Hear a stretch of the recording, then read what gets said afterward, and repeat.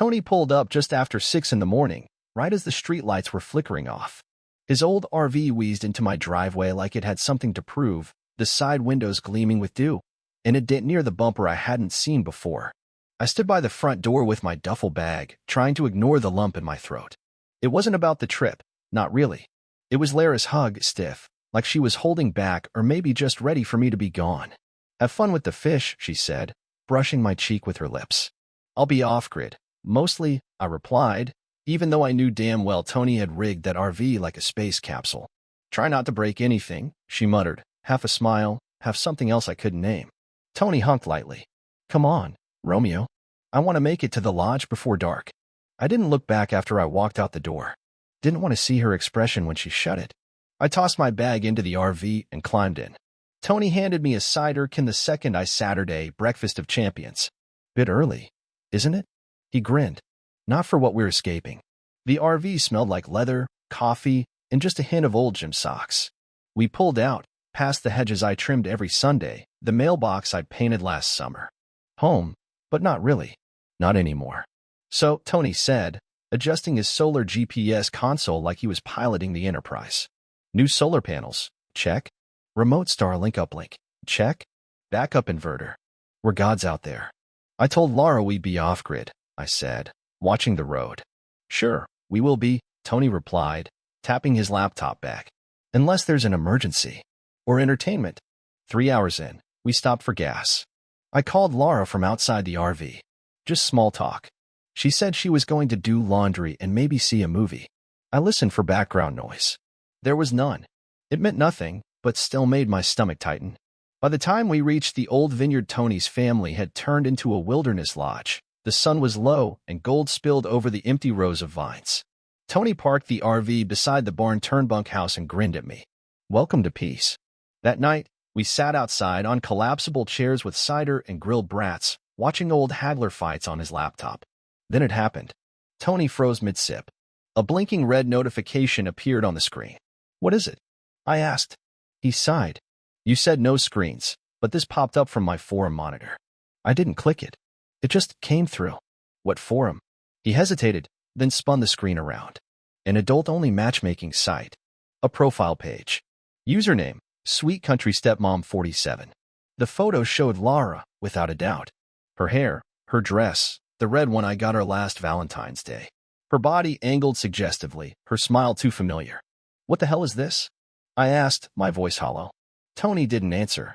He just scrolled down. There were tags. Roleplay, taboo, discreet. One caught my eye and made me flinch. Father figure adventures. I didn't breathe. I couldn't. The world didn't tilt. It didn't explode. It just went quiet. And in that stillness, I knew something had cracked, and it wasn't going to heal easily. I stared at the screen like I was looking at a ghost that knew all my secrets. Tony didn't say anything. He just gave me space and quietly reached into the RV's little fridge for another cider, setting it down near me without a word. I clicked on the next photo. It was Lara sitting on the edge of a bed I didn't recognize, holding a wine glass in that same red dress. Her hair was curled the way she only ever did it on date nights. Her smile was coy, the kind of smile she used to save for me. I scrolled further. The text on the profile read like a punch to the gut. Looking for mature, commanding energy. Father figure types preferred. 6 feet 0 inches and up. Broad shoulders. Patient but dominant. No strings, no judgments. Let's make fantasies real. I'm 6'1". I have broad shoulders. The description, down to the patient but dominant part, was exactly how Lara used to describe me when she was drunk and flirty. And now here she was, shopping for knockoff versions of me like I was discontinued. "Jesus," I muttered. Tony shifted in his seat beside me. "There's more," he said, reluctant. I didn't want to hear that. I already felt like someone had reached into my chest and twisted.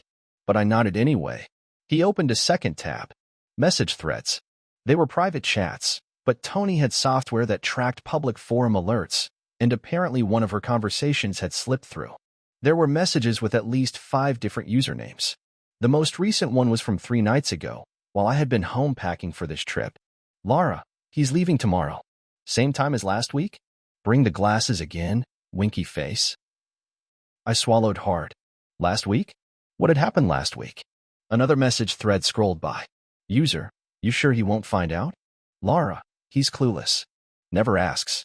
Never checks. He still thinks I'm bored at home. She was laughing at me. They were both laughing at me.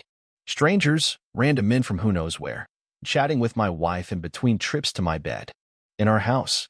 In the life I built. She's been doing this for months, I whispered, reading another exchange. Tony said nothing, just kept his eyes on the fire pit like it might offer answers. My hands were cold. My forehead damp. And it's not money, I said, mostly to myself. She's not charging them. Nope, Tony said softly. So this is for fun, I added. For pleasure. For kicks. He didn't answer, but he didn't need to. I couldn't stop scrolling. One of the messages included a timestamp from the same day I took Laura out to that farmer's market she loved. While I was walking beside her, she had been arranging a play date with some guy calling himself Big Stepdaddy. The message even included a joke about hiding the red dress in the laundry so I wouldn't see it. I sat back, air gone from my lungs. I need to know if she's serious, I said, finally. If this is just some stupid online thing or if she'd actually go through with it. Tony nodded. Then we make a decoy profile. What? We use your photo, he said. A version of you. You match the description she's looking for. We pose as a stranger. If she takes the bait, we know what's what.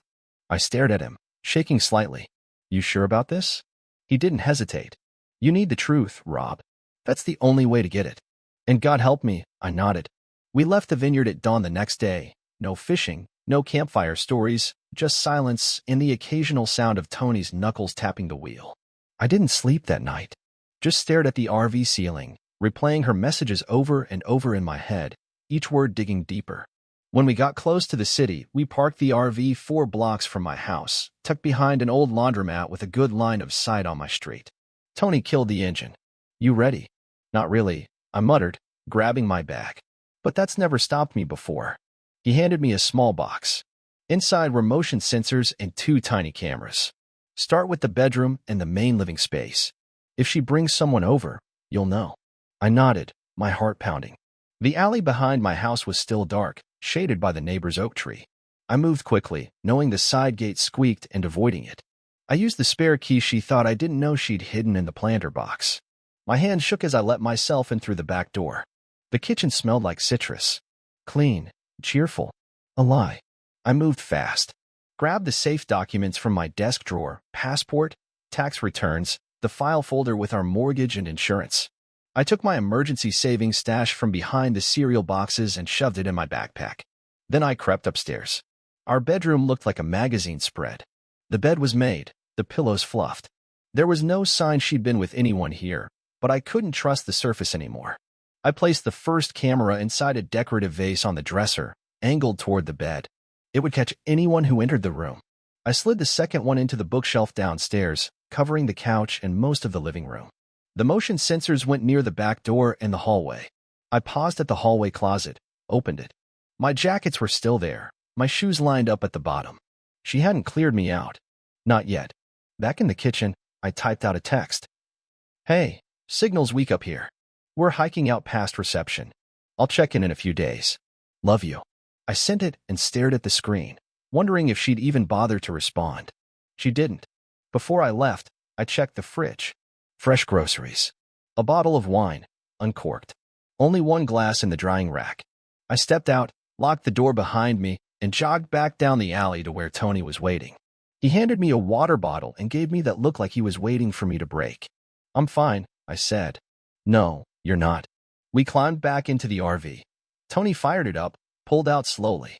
I've got a guy, he said after a minute. Divorce lawyer. Smart. Aggressive when he needs to be.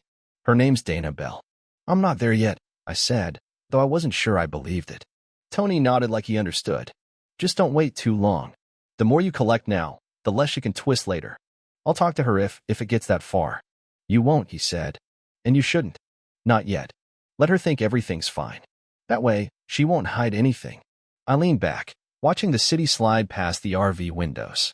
My house was still standing. My wife was probably making tea or scrolling her phone like everything was normal. But the truth was already watching her from inside the walls. And for the first time in weeks, I felt like I had a grip on something real. We camped outside the city in an empty parking lot behind an old hardware store.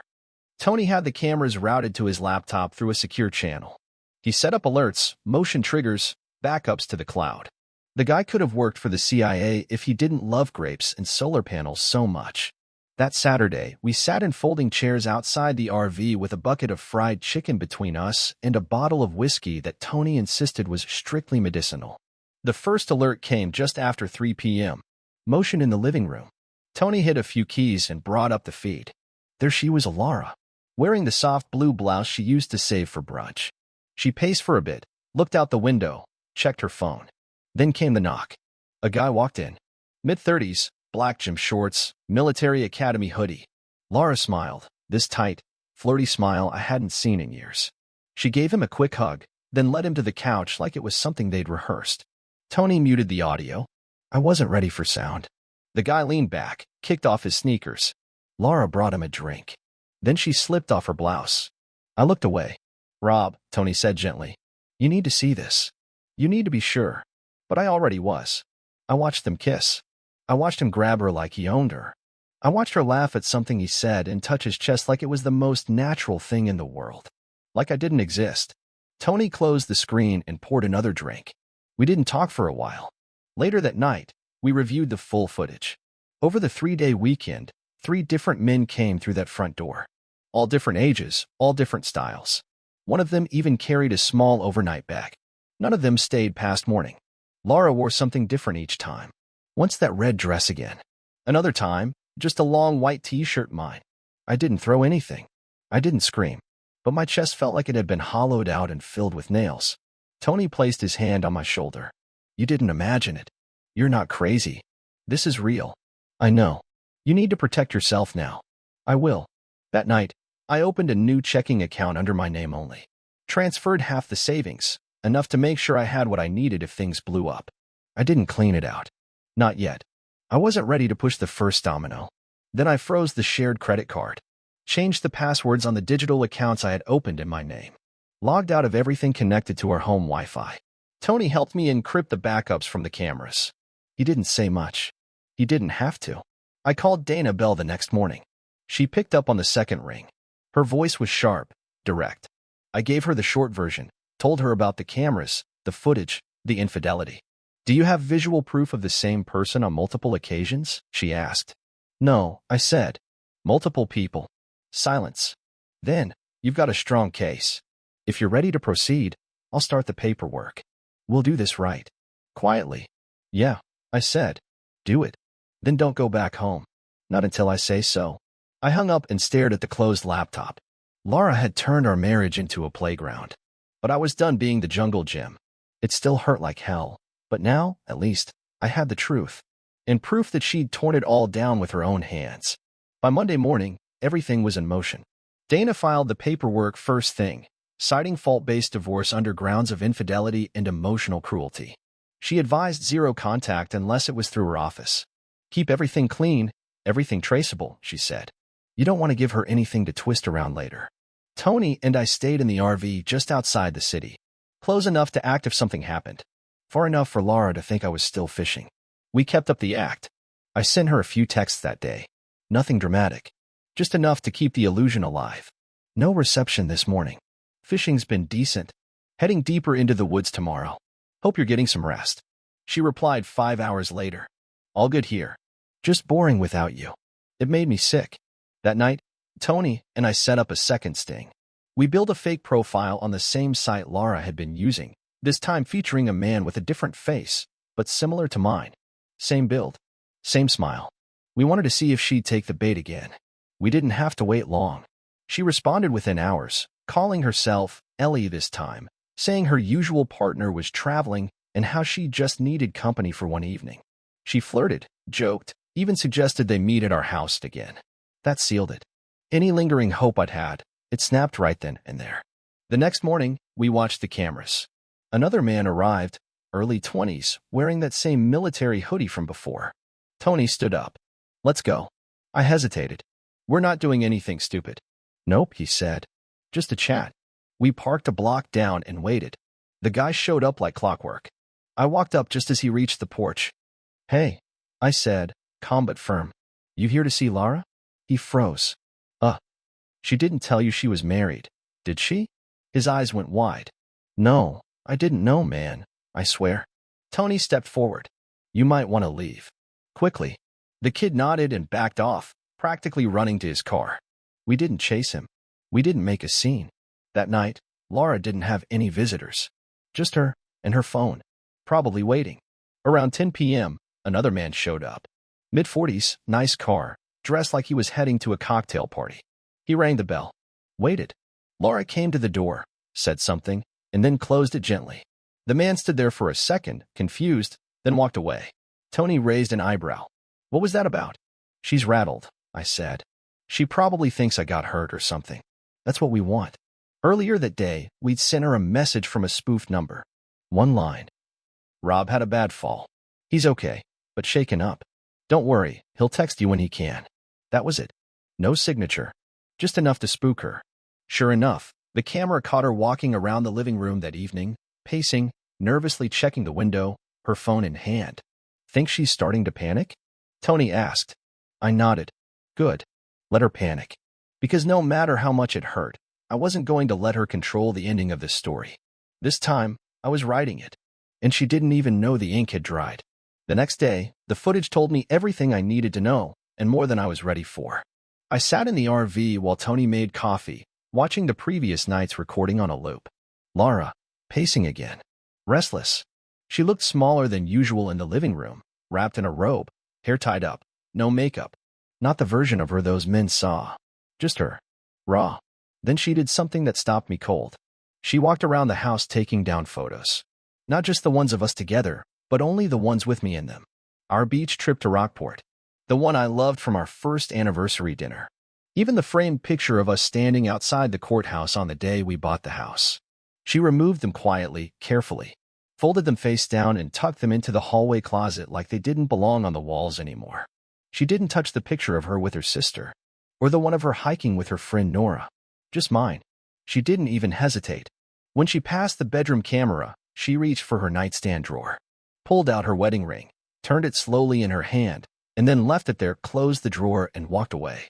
I didn't breathe for a while after that. Tony came back inside holding 2 cups. You okay? She took down every photo of me. He sat beside me, quiet. And she wasn't wearing her ring. You mean last night? No, I said. Ever. I watched all the footage again. Every time someone came over, it was off. Tony rubbed his chin. Symbolic. No. Intentional. I stood up, pacing the tight space. She knew. She didn't just cheat, she erased me. From the house. From her image. She compartmentalized, he said. She created 2 versions of herself. One with you. One for them. I shook my head. Except I don't think I'm the real version anymore. That afternoon, I texted Dana. Footage shows her removing wedding ring and all couple photos during visitations. Confirm this helps? She responded within minutes. It does. That's clear psychological detachment. I'll add it to the cruelty claim. I drove back to the house that night. Alone. Needed to grab a few more things, documents, tools, a few watches I'd left behind. I used the back entrance again, careful, quiet. The lights were off. In the living room, the picture frames were still missing. Closet doors slightly ajar, their corners poking out like buried guilt. I didn't touch them. As I packed up my things, I glanced at the dresser. The nightstand drawer still slightly open. The ring still there, just sitting like it meant nothing anymore. I left it. When I got back in the RV, I sat down and stared through the windshield for a long time. Tony didn't say anything. He didn't have to. It wasn't just that she betrayed me physically. It was that she'd already decided I didn't exist in the version of life she wanted to live. And that realization, more than anything, felt like the final cut. It was Wednesday morning when Dana called me, not texted, called. Her voice was different this time. Slower. Like she was choosing every word carefully. Rob, are you alone? I looked around the RV. Tony was outside on a call, pacing in the gravel. Yeah, what's going on? I just got a call from a contact at the OB/GYN clinic listed in Lara's insurance records. Something came up on her medical history during the preliminary subpoena checks. I tensed. What kind of something? She had you tested. Quietly. About 8 months ago. Tested for what? Dana exhaled. Male fertility. She had your sperm count checked, Rob. Without your consent. My breath caught. That can't be legal. It's not. It's highly unethical. But technically she didn't test you. She submitted your name, claimed it was a shared concern, and had them process a sample she probably got at home. I sat down hard, the RV cushion squeaking beneath me. And the result came back borderline infertile. Low motility. Not impossible, but unlikely without medical assistance. I stared at the window. She never said a word. She wouldn't have. What's worse, after that appointment, she requested a hormone panel for herself. Then she had a pelvic exam marked conception-related. That was 3 weeks before you two had that romantic weekend at the lake, right? Yeah, I said. She planned it. It gets worse, Dana continued. I checked the security footage timestamps. Her most recent affair lined up perfectly with your fishing trip. Right after your supposed fertile window, if we're being clinical. I rubbed my temples. You think she was trying to get pregnant? Dana didn't answer immediately. Say it, I told her. I need to hear it out loud. She was trying to conceive behind your back, she said softly. She was lining up her timing to get pregnant by someone else and pass the baby off as yours. The words didn't hit like a slap. They landed like a fall from a rooftop, slow motion, and then sudden, crushing impact. I started, but the rest didn't come. Dana let the silence stretch. She knew I wanted kids, I said finally. But we were taking our time. She always said, one day. And now she was trying to cheat the biology, cheat me. Because she knew if you found out, you'd never agree. I stood and paced the length of the RV. She told me she was tired. That she wanted a slow year. That she wanted to travel first. She wanted a story, Dana said. She wanted a baby. Just not yours. I leaned against the wall and closed my eyes. I pictured Laura smiling at me from the porch last summer. The way she rested her hand on my chest like she trusted me. Like we were building something. And all along, she had been drafting a different ending.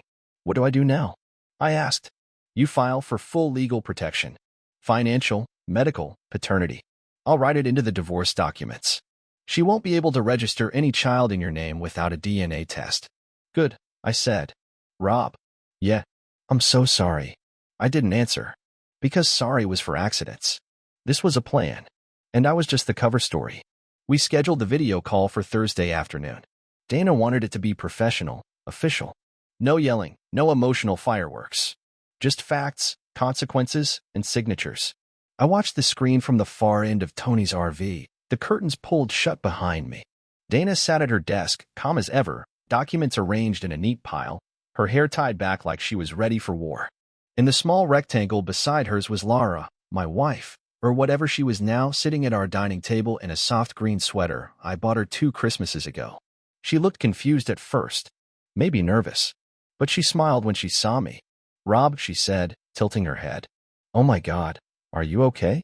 I was so worried. I got a weird message, something about a fall. I didn't answer.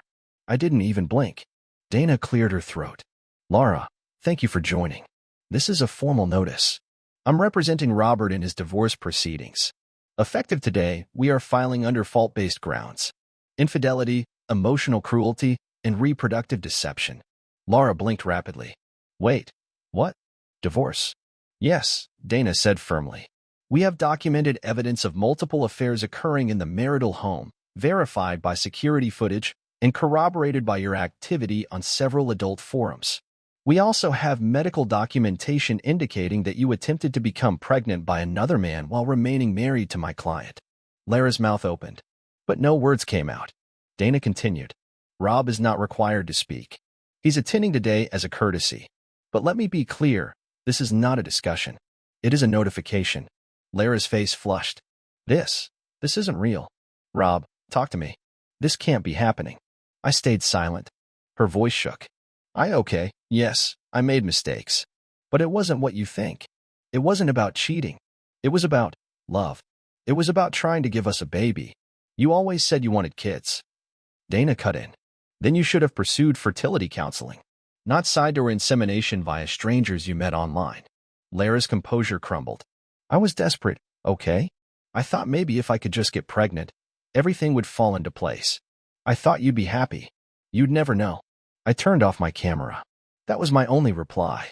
She stared at the now black rectangle where my face had been. Her mouth trembled. You can't do this, Rob. I was trying to fix us. I did it for us. Dana's voice stayed measured. You did it for yourself. For a moment, Laura looked like she might scream. But then she folded inward, arms around herself, eyes wet. What happens now? She asked quietly. Dana leaned forward. If you cooperate, this stays private. You sign the settlement. You leave with your dignity. If not, we go public. And trust me, you don't want that. Laura nodded once.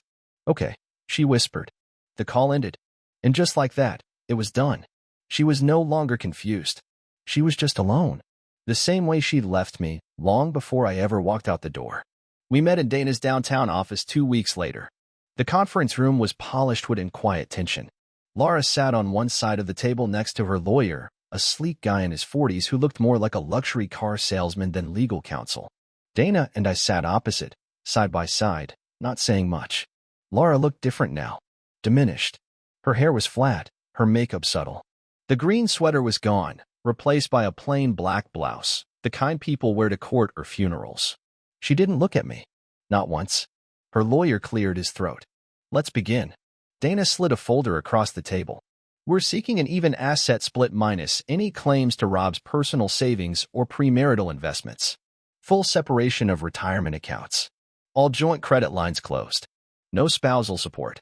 And we are requesting a mandatory paternity test clause for any child born within the next 12 months. Lara's lawyer glanced at her. We're asking for temporary alimony, he said. She left her job to support Rob's career. She was cheating in the house he paid for, Dana said flatly. We have video proof. You want to go to court and make a jury watch it? Be my guest. The man pursed his lips. No need to get aggressive. This is me being kind, Dana replied. The room went still. Laura finally spoke, her voice smaller than I remembered. I just want something fair. I turned to her, finally meeting her eyes. You want fair? Let's talk about fair. You made appointments with strangers in our bed. You timed a pregnancy attempt around my schedule.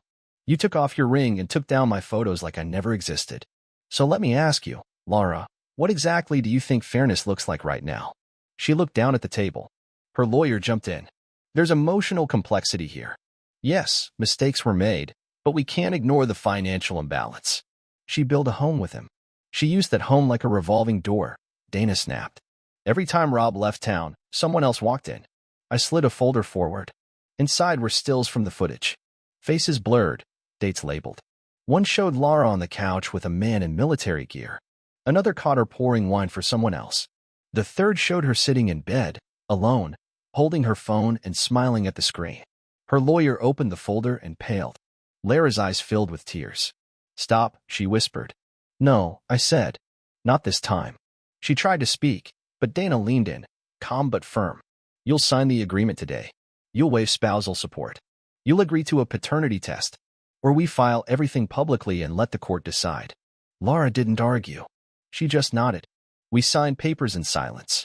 When it was done, Laura lingered. Her lawyer stood up, but she stayed seated, staring at the table. Then she looked at me, finally.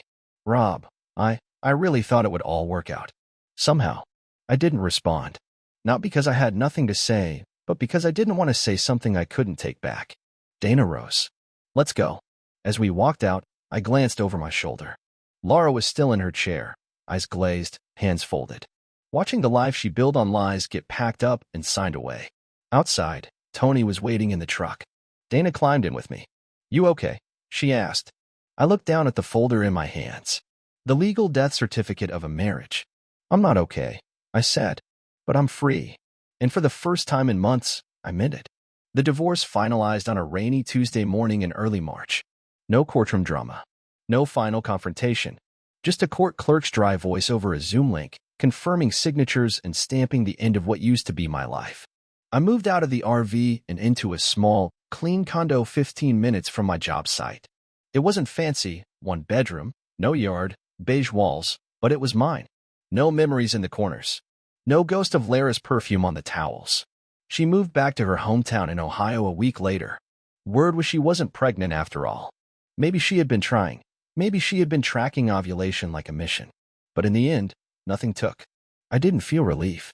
I didn't feel justice. Just a dull echo where hope used to live. The lawyer, Dana, she checked in more often than I expected. One day we met for coffee. She showed up in jeans and sneakers, hair pulled back in a ponytail. Not the Dana of the conference table. You're holding up better than most, she said, sipping a cappuccino. You just caught me on a good day. She nodded. You ever wonder what would have happened if you hadn't left for that trip? All the time. You'd still be in that house, she said. Still believing she was just tired or busy. That your marriage was quiet because that's how long-term love gets. I looked out the cafe window. People passed, bundled in jackets, heading to jobs, to errands, to lives I couldn't picture myself having yet. She didn't just cheat on me, I said. She tried to make a new life behind my back. One that still had me in it, but only as a name on a birth certificate. Dana leaned forward. And you caught it. Early. That matters. It did. And it didn't. I started therapy after that. Just once a week. I told the therapist I wasn't looking to process everything. Not yet. I just didn't want to carry it alone. She nodded like that made perfect sense. Tony came by every Sunday. We'd drink coffee on my tiny patio and watch football on mute. He never asked how I was doing. He just handed me the remote like it was our language now. One morning, I got up early and ran. I hadn't done that since college, just ran. Through the quiet streets, past sleeping houses and silent porches. My breath formed clouds in the cold air. My legs burned. My heart pounded. And for once, it wasn't because I was angry or afraid. It was because I was alive. When I reached the edge of the park, the sun was just coming up. Pale orange breaking through the trees, light catching on frost-covered benches. I stopped and watched it rise. That was it. No cinematic ending. No sweeping monologue. Just me, breathing hard, alone but not broken, watching the sun do what it always does. It rose. And so would I. Eventually.